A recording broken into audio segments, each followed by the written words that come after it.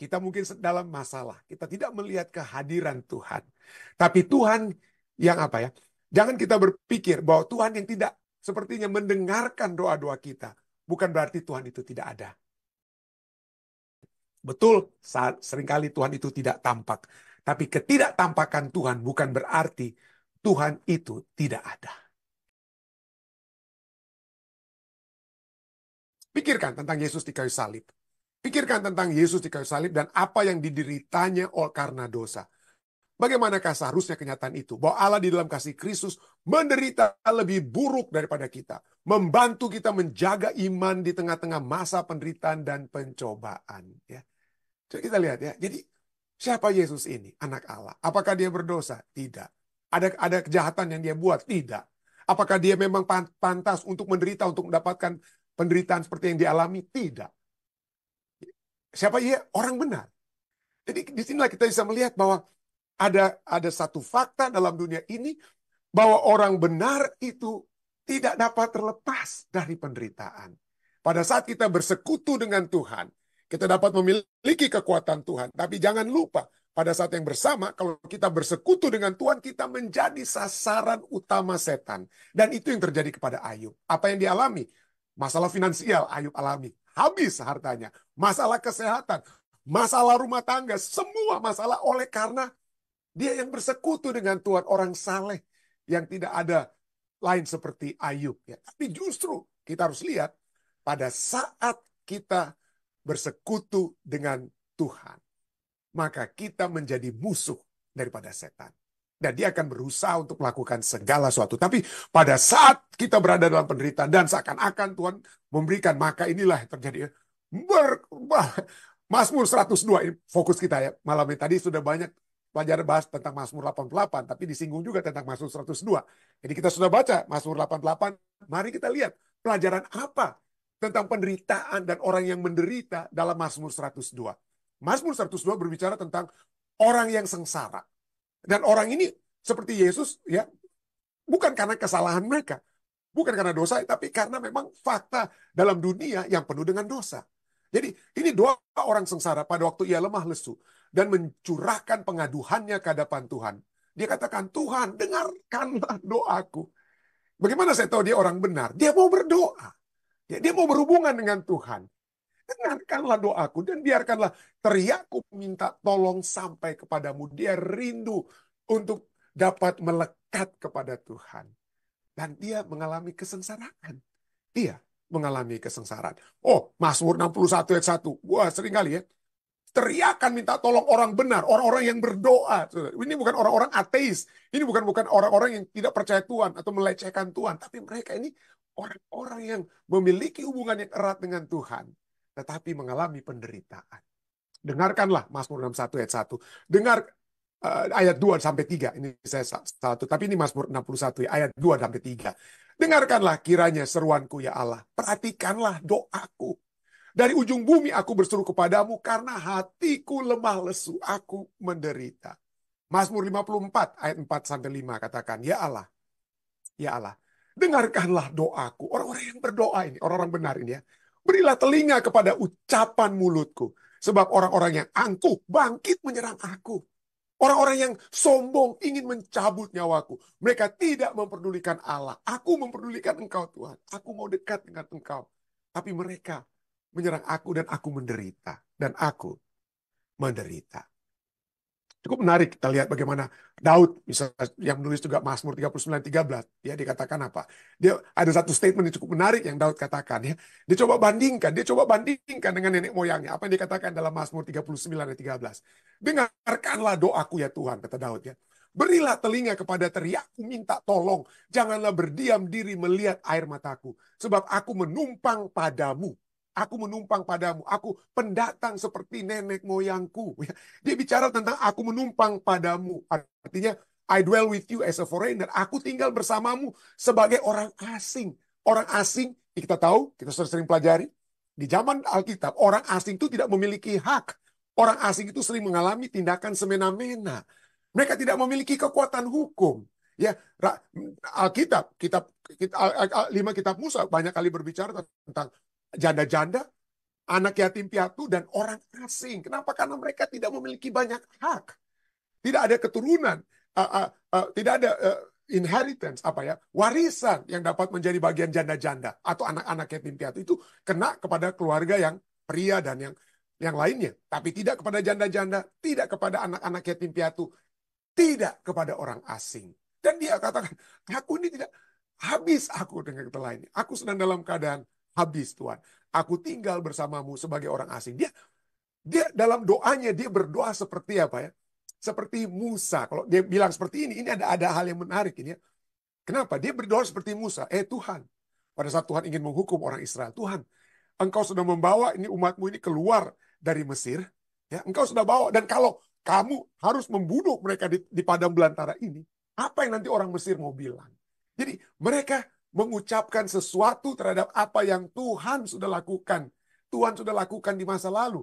Dan pada saat Raja Daud dalam Mazmur 39 ayat 13 ini berkata, aku menumpang padamu, aku pendatang seperti nenek moyangmu. Mungkin dia bukan hanya berpikir jauh-jauh kepada Abraham, ya, tapi dia berpikir kepada nenek buyutnya, yaitu mungkin Ruth, ya, yang dapat pertolongan. Dia bilang, Tuhan, ini aku pendatang, nenek moyangku, ya, yang menumpang. Ruth itu orang Moab, tapi dia datang ke Bethlehem, dapat bantuan, dapat pertolongan dari Tuhan melalui Boas. Ya, banyak, saya pernah bawakan khotbah tentang kitab Ruth, ya, dan kita melihat bagaimana Ruth itu telah diselamatkan oleh Tuhan melalui Boas pada saat dia mulai bekerja di ladangnya Boas saja, ya. Ada gangguan-gangguan yang terjadi kepada Ruth di padang daripada Boas, tapi Tuhan lepaskan. Ya. Ruth mendapatkan apa? Mendapatkan pelecehan, ya. Kalau kita sudah pelajari lalu, ya, pelecehan, tapi dilepaskan oleh sebab Boas. Dan sekarang Daud katakan, aku juga Tuhan, aku juga menumpang padamu, ya, aku juga tinggal bersamamu sebagai orang asing seperti nenek moyangku. Mungkin dia sedang menunjukkan kepada Ruth. Tetapi ya, apa yang dikatakan para pemazmur, orang-orang benar yang menderita ini, sekali lagi mereka berteriak kepada Tuhan. Berteriak. Kita masih kembali ke Mazmur 102 ayat 6 sampai 12. Ini Mazmur orang yang menderita, ya. Ayat dalam penderitaannya apa yang terjadi kepada orang ini. Mazmur 102 ayat 6 dan 12 katakan, oleh sebab keluhanku yang nyaring, aku tinggal tulang belulang. Ya, aku tinggal tulang belulang. Beberapa waktu lalu ada di California, ada seorang yang sedang bermain ski, ya, berolahraga ski di California, di gunung apa. Dia sudah apa? Dia sudah capek untuk turun, ya. Dia ingin naik itu cable car-nya. Dia naiknya jam 4.58. 2 menit lagi itu cable car-nya itu apa? Cable car-nya itu akan berhenti secara otomatis. Tapi dia ada pegawai di resort tersebut suruh dia, oke, naik aja silakan. Nanti mungkin cable car-nya akan bawa kamu turun karena kamu sudah capek kan, supaya naik aja cable car. Wah, dia naik cable car baru di tengah, tiba-tiba listriknya mati dan sepanjang malam dia berteriak. Kenapa? Karena dingin sekali kan di atas gunung begitu, ya. Di atas dia berteriak, dia bilang sampai tidak ada lagi suaranya. Berteriak sepanjang malam supaya orang tolong dia karena dia sudah sangat kedinginan. Dan ada sedikit mujizat dia bisa tidak mati hipotermia, ya. Tapi itulah, ya. Saya bisa membayangkan bagaimana pemazmur juga apa berteriak dengan suara yang nyaring, dan akibatnya, ya, bukan hanya kehabisan suara, tapi tinggal tulang belulang, nggak sempat makan lagi, nggak sempat makan karena bermohon terus kepada Tuhan. Ayat 12. Hari-hariku seperti bayang-bayang memajang, dan aku sendiri layu seperti rumput. Seperti rumput. Bertanya kepada Tuhan. Tapi apa yang membedakan? Apa yang membedakan orang-orang benar yang menderita, tetapi memiliki iman yang kuat, ya, dengan orang-orang yang menderita dan bisa mempersalahkan Tuhan, ya. Seringkali dalam penderitaan kita, seperti yang Sinclair D. Ferguson, saya pernah bawa kutipan ini, saya bawakan kembali, ya. Bagaimana kita mengalami Tuhan melalui pengalaman daripada pemazmur. Dikatakan deserted by God, ditinggalkan oleh Tuhan. Seringkali itulah perasaan umat manusia, ditinggalkan oleh Tuhan. Penderitaan, kegagalan, dosa, penyakit, kesepian, kekecewaan, semua ada dalam kitab Mazmur. Mereka semua, itu hal-hal di atas itu, ya.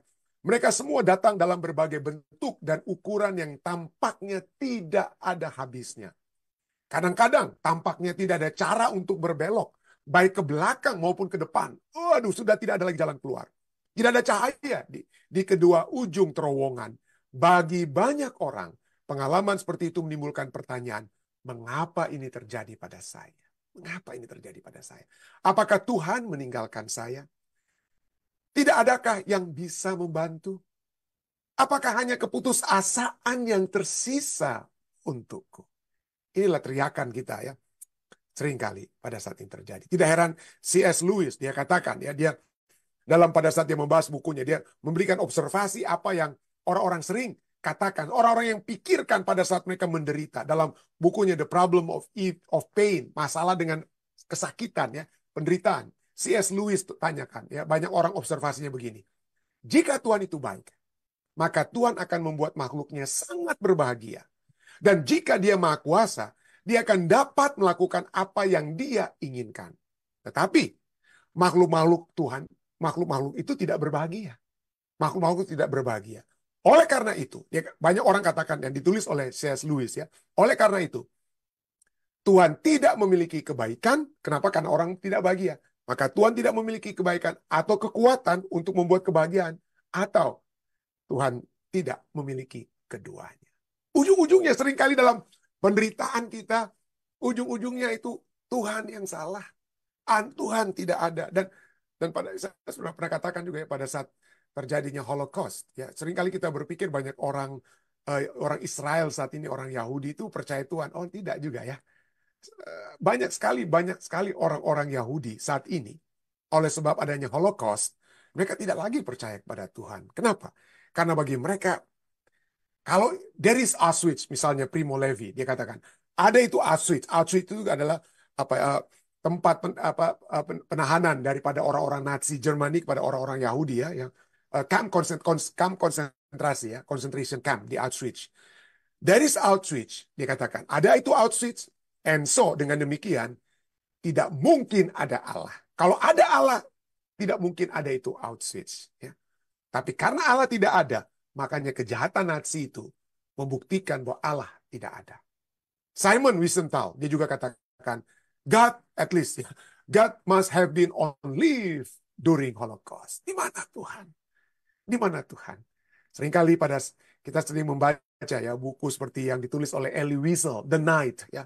Buku yang ditulis oleh Elie Wiesel berjudul The Night pada saat orang-orang digantung, anak-anak muda, anak-anak kecil pun sedang digantung oleh tentara Jerman. Maka seringkali orang-orang Yahudi berteriak, Tuhan di mana kau?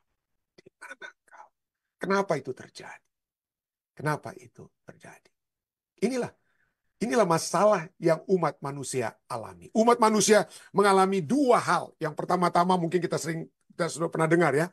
Yang pertama adalah kita mengalami adanya the absence of the experience of God. Tidak lagi memiliki pengalaman dengan Tuhan itu sudah absen. Kita tidak lagi memiliki pengalaman dengan Tuhan. Kenapa? Kalau kita membutuhkan sesuatu, kita tidak perlu lagi minta kepada Tuhan. Seperti orang-orang zaman Alkitab. Perlu hujan, minta kepada Tuhan. Perlu anak, berdoa kepada Tuhan. Jadi sekarang tidak. Ya, pengalaman dengan Tuhan itu tidak perlu. Kalau perlu anak, datang mungkin ke ahli-ahli dokter-dokter atau bayi tabung dan lain sebagainya. Kalau perlu hujan, bikin hujan buatan dan lain sebagainya, bikin irigasi. Jadi kita pengalaman dengan Tuhan di manusia modern saat ini itu sudah absen, sudah tidak ada. Ya. Jadi manusia sudah semakin menjauhkan dirinya dari Tuhan karena lebih bergantung pada diri mereka sendiri dengan teknologi-teknologi kita dan lain sebagainya. Tuhan menjadi pengalaman zaman kuno, tapi zaman now tidak lagi Tuhan. Tapi masalah terberat daripada kejauhan manusia dengan Tuhan adalah ini. The experience of the absence of God. Tuhan itu dari pengalaman kita seringkali kita melihat Tuhan itu tidak ada. Jadi ini permainan dua hal ini adalah masalah yang terbesar. Yang paling besar adalah poin nomor 2. Satu pengalaman, di experience, pengalaman dari ketidakadanya Tuhan. Saya katakan waktu lalu, pada saat kami berada di Ethiopia, banyak sekali orang-orang yang datang untuk membantu orang-orang di Ethiopia untuk menjadi sukarelawan atau yang bekerja di non-government organization.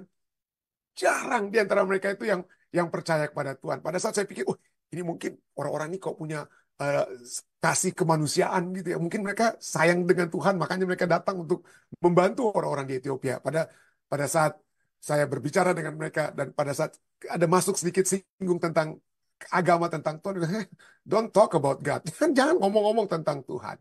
Kalau Tuhan itu ada, kenapa ini orang-orang di Ethiopia ini menderita? Kenapa kita harus mengalami Tuhan yang tidak ada? Lihat orang-orang yang menderita. Tuhan tidak ada. Jadi, tapi inilah faktanya. Inilah inilah dusta yang begitu hebat yang setan sudah buat. Ya, dia tidak menyatakan tentang apa? Dia tidak menyatakan tentang kasih Allah, tapi dia membawa pemikiran kita untuk melihat bahwa segala sesuatu yang kita alami itu oleh sebab Allah. Padahal pada mulanya itu dia ya, setan yang telah membuat. Kita sudah melihat dari buku kitab Ayub bagaimana itu semua oleh sebab apa yang setan ingin lakukan. Kita melihat bagaimana oleh sebab dosa, maka semua itu terjadi. Tapi Tuhan kita itu adalah solusi terhadap dosa. Dialah yang memberikan anak yang tunggal supaya kita tidak akan selama-lamanya merasakan akibat dosa. Ya, tidak selama-lamanya merasakan akibat dosa. Tapi setan telah menuduh Tuhan. Ya, tapi inilah yang membedakan. Kalau kita kembali kepada Mazmur 102, kita akan dapati bahwa orang benar itu apa? Orang benar itu bukan hanya mereka menderita, tapi mereka menderita dalam iman. Oke? Mari kita dapat menderita dalam iman. Dalam tetap kepercayaan. Dia dapat berkata dalam Mazmur 6 ayat 6 sampai Mazmur 102 ayat 6 dan 12. Aku berteriak, kau nggak dengar. Aku sampai menjadi tinggal tulang belulang. Hari-hariku seperti bayang-bayang memajang. Aku sendiri layu seperti rumput. Tuhan, engkau sepertinya tidak ada. Sepertinya. Engkau absen. Engkau bahkan mungkin, kita seakan-akan ayat ini kalau diakhiri begini, orang langsung bilang, ya betul juga ya. Tuhan itu tidak ada ya. Orang-orang berteriak. Orang-orang berteriak, Tuhan nggak dengar. Mereka ini layu. Akhirnya umat-umat Tuhan ini layu nih seperti rumput. Seperti rumput. Tapi jangan hanya berhenti di ayat 12. Jangan hanya berhenti di ayat 12. Kalau baca firman Tuhan, jangan ambil ayat-ayat ini lalu katakan, lihat itu, firman Tuhan aja bilang ini, Tuhan itu nggak ada. Ya, firman Tuhan. Mari kita baca secara keseluruhan. Kalau kita baca kelanjutannya dari Mazmur 102 ayat 13 dan 14, kita lihat berbeda langsung. Bukan berbeda gimana, dia pasti tetap merasakan, dia belum melihat kelepasan. Tapi coba kita lihat ada sesuatu yang dia miliki, yang sering kali umat manusia yang tidak percaya Tuhan tidak miliki. Apa itu? Iman. Mazmur 102 ayat 13 sampai 14. Tetapi engkau ya Tuhan bersemayam untuk selama-lamanya dan namamu tetap turun-temurun. Engkau sendiri, mungkin saat ini belum, tapi engkau sendiri akan bangun, akan menyayangi Sion, sebab sudah waktunya untuk mengasihaninya, sudah tiba saatnya. Dalam penderitaan, dia belum melihat kelepasan, tapi dia tetap dapat melihat Tuhan yang tidak dia lihat. Bagaimana dia melihatnya? Dengan mata iman. Dengan mata iman. Dia percaya Tuhan akan bangun. Dia percaya Tuhan akan kembali menyayangi Sion. Dia percaya ada waktu Tuhan yang terbaik. Ya, waktu Tuhan yang terbaik itu ada. Dan diakhiri. Mazmur 102 diakhiri dengan 2 ayat yang ditulis dalam Mazmur 102 ayat 28 dan 29. Tetapi engkau tetap sama. Dan tahun-tahunmu tidak berkesudahan. Anak hamba-hambamu akan diam dengan tenteram. Dan anak cucu mereka akan tetap ada di hadapan. Saat ini belum dilihat. Aku belum lihat apa yang kau dapat buat, yang aku dapat lihat keluar dari masalah ini. Tapi aku tetap percaya. Aku percaya engkau sendiri akan bangun. Itulah iman ya. Orang benar menderita. Tapi orang benar tetap melekat. Tetap percaya. Ya. Ibrani 11 ayat 1 katakan, iman adalah dasar dari segala sesuatu yang kita harapkan dan bukti dari segala sesuatu yang tidak kita lihat. Ini kan bertentangan sekali ya. Kita kalau ingin melihat bukti, mana buktinya? Lihat dulu dong. Mobil yang mau dijual ini bagus atau tidak? Lihat dulu dong. Saya harus melihat untuk mendapatkan bukti bahwa apa mobilnya betul. Apa orangnya itu betul-betul baik. Kita harus lihat. Kita harus lihat untuk mendapatkan bukti. Ya. Tapi kalau kita lihat dari sudut mata umat-umat Tuhan yang sejati, pahlawan-pahlawan iman dalam Ibrani ya, dalam kitab Ibrani, mereka adalah orang-orang yang mendapatkan bukti dengan bahkan tidak melihat. Kenapa? Karena bukti mereka itu adalah iman, adalah menjadi dasar dari segala sesuatu yang mereka harapkan. Manusia dapat berkata, kita dapat berkata, oh, jika saya melihat, saya akan percaya. Ya, saya harus pergi untuk melihat. Betul nggak itu? Baru saya akan percaya. Tapi Tuhan berkata, jika kamu percaya, kamu akan melihat. Ya, kamu melihat. Kalau kamu percaya kepada Tuhan, kalau kamu percaya Dia maha kuasa, maha kuasa berdaulat, ya, Dia dapat melepaskan kita. Percaya. Percaya, maka kita akan melihat. Jadi jangan dulu apa? Jangan dulu mulai ya. Seringkali kita berada dalam seperti satu orang yang berada dalam satu kapal, tiba-tiba kapal tersebut mesinnya mati. Waduh, gimana ini? Mesinnya itu mati. Ombak ambing, waduh, ini apalagi kalau mungkin mendengar ada mungkin apa ya, badai akan segera datang yang menghantam kapal tersebut, bisa tenggelam kapal tersebut. Ya. Tapi mari kita lihat ada dua orang. Yang satu dia sangat khawatir, aduh, gimana ini kita dalam nggak masalah kerusakan, mungkin kapal ini sudah tidak bisa diperbaiki, kita tidak bisa melihat apa-apa yang dapat menyelamatkan kita. Dia lihat, waduh, nggak ada, tidak ada jalan keluar dari masalah di atas kapal yang terapung-apung dalam masalah di atas di laut samudra luas yang tidak dapat apa, tidak dapat melihat, dia tidak dapat melihat bantuan yang datang. Tapi satu orang di samping orang tersebut, dia tenang-tenang saja. Kata, oh, saya nggak takut. Loh, kenapa kamu nggak takut? Kenapa kamu nggak takut? Lihat siapa yang bisa menolong kita, siapa yang bisa membantu kita dalam keadaan kita seperti ini. Dia katakan, saya baru turun dari atas. Loh, apa yang kamu lihat dari atas? Di atas saya melihat ada teleskop. Di atas saya melihat teleskop, dan pada saat saya melihat teleskop itu, saya melihat ada kapal yang sedang datang kepada kita untuk dapat membantu. Ada kapal yang akan sedang mengarah kepada kita untuk untuk memperbaiki kerusakan yang ada di kapal kita. Kamu tidak lihat karena kamu melihat dengan matamu sendiri. Tapi aku menggunakan teleskop untuk melihat datangnya keselamatan yang mengarah kepada kita. Jadi iman. Iman adalah teleskop yang membawa janji-janji Allah di masa depan ke dalam fokus kita saat ini. Iman itu bagaikan teleskop. Kalau kita memiliki iman, kita memiliki teleskop, kita sudah melihat, firman Tuhan sudah bilang. Bukan hanya itu. Bukan hanya firman Tuhan yang sudah terbukti dalam firman-Nya, tapi mari dengan teleskop ini kita bisa melihat di masa lalu kita. Kita melihat di masa lalu kita, aduh, Tuhan pernah menolong kita di masa lalu. Ya, di masa lalu penuh dengan pertolongan-pertolongan Tuhan. Masa lalu itu sudah kita tidak lihat sekarang di depan kita. Yang kita lihat di depan kita, yang ada di depan kita saat ini, hanya masalah demi masalah yang kita hadapi sekarang. Tapi berdasarkan apa yang Tuhan sudah buat di masa lalu. Dan dengan melihat teleskop, melihat apa nubuatan-nubuatan yang Tuhan sudah katakan, yang sudah dikatakan dalam kitab Wahyu bahwa kejahatan akan berakhir. Setan dan segala yang jahat itu akan dibinasakan. Tidak akan ada lagi tangisan, tidak akan lagi ini dan itu. Itu yang membawa kita untuk apa ya? Memiliki pengharapan. Ya. Dengan teleskop itu kita dapat memiliki pengharapan bukan yang di hadapan kita, bukan yang di dunia di depan kita. Kolose 1 ayat 4 dan 5 katakan, karena kami telah mendengar tentang imanmu, Rasul Paulus katakan ya. Kami telah mendengar imanmu dalam Kristus Yesus dan tentang kasihmu terhadap semua orang kudus. Oleh karena apa? Karena pengharapan yang disediakan bagi kamu di sorga. Karena kita bisa melihat sorga melalui apa yang tertulis dalam firman Tuhan. Maka kita memiliki pengharapan. Saat ini, kita mungkin dalam masalah. Kita tidak melihat kehadiran Tuhan. Tapi Tuhan yang apa ya? Jangan kita berpikir bahwa Tuhan yang tidak sepertinya mendengarkan doa-doa kita. Bukan berarti Tuhan itu tidak ada.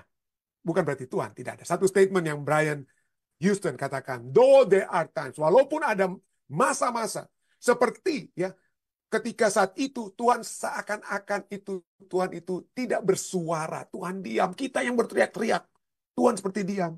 Tapi sesungguhnya He is never absent. Dia tidak pernah absen, dia selalu hadir. Pada saat Ayub berteriak kepada Tuhan, Tuhan di mana takhtamu? Aku ingin pergi menghadap takhtamu untuk membawakan masalah kasusku kepadamu. Kemudian Tuhan jawab, ya, di mana kamu? Di mana kamu pada saat aku menciptakan bumi ini? Di mana kamu pada saat ada anak-anak anak-anak kambing gunung yang hendak melahirkan? Kamu tuh di mana? Kamu nggak dengar? Aku dengar. Aku melihat. Aku melihat kambing gunung tersebut yang akan melahirkan. Jadi Tuhan tidak pernah absen. Betul, seringkali Tuhan itu tidak tampak. Tapi ketidaktampakan Tuhan bukan berarti Tuhan itu tidak ada. Ya. Roma 1 ayat 20 katakan, sebab apa yang tidak nampak daripadanya, yaitu kekuatan yang kekal dan keilahiannya, dapat nampak kepada pikiran dari karyanya sejak dunia diciptakan, sehingga mereka tidak dapat berdalih. Tidak nampak, mungkin dapat terjadi. Tetapi bukan berarti tidak ada. Kenapa? Lihatlah karya penciptaan Tuhan. Lihatlah tuntunan Tuhan yang sudah terjadi di masa lalu dalam kehidupan kita. Lihatlah janji-janji Tuhan yang dia sudah genapi pada saat Yesus datang di kali yang pertama. Dan lihatlah, percayalah, apa yang sudah dilihat oleh Yohanes di Pulau Patmos, nabi-nabi, rasul-rasul yang telah memberikan nubuatan seperti Yohanes, maka mereka itu sudah melihat dengan teleskop iman. Dan kita dapat membacanya dari firman Tuhan. Sehingga kita tidak perlu ragu. Sehingga seperti pemazmur, kita dapat berteriak. Kita dapat menangis. Tapi biarlah kita berteriak dan menangis dengan iman. Dengan tetap melekat kepada Tuhan kita. Saya bawa ini dalam nama Yesus. Amin. Selamat bertemu kembali. Selamat tahun baru bagi saudara dan saudari sekalian yang kembali pada saat ini di tahun 2024. Kembali dapat bersama-sama ya, di acara ibadah kita ini.